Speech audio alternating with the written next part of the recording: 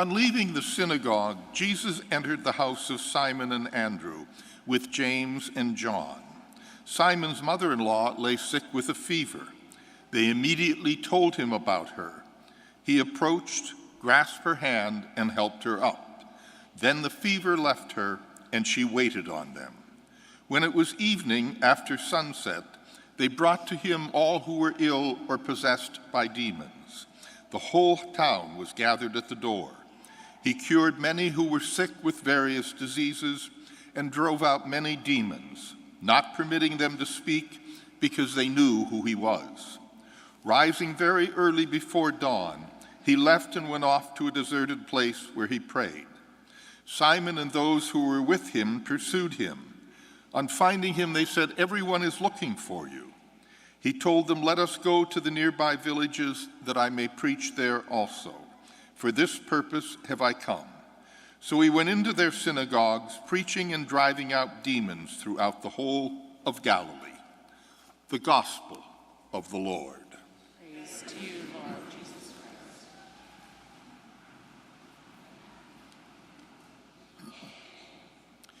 You've heard me complaining about these terrible translations that we now have because they take away some significant meaning of the Scriptures.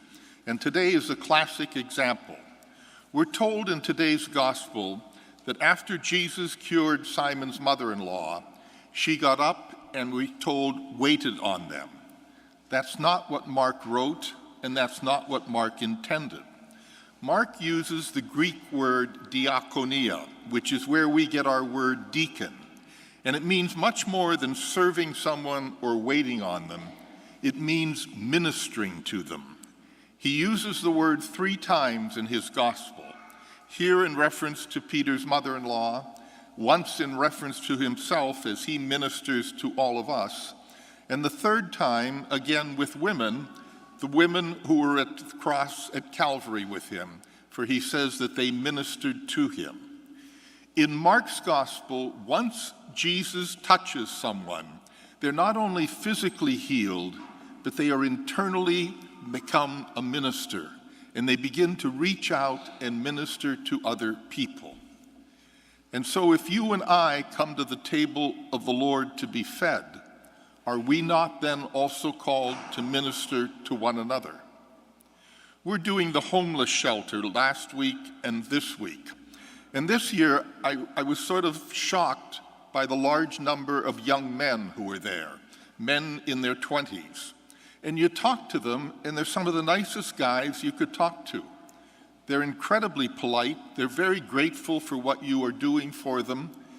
But it becomes obvious very early on that they are people who can't take care of themselves.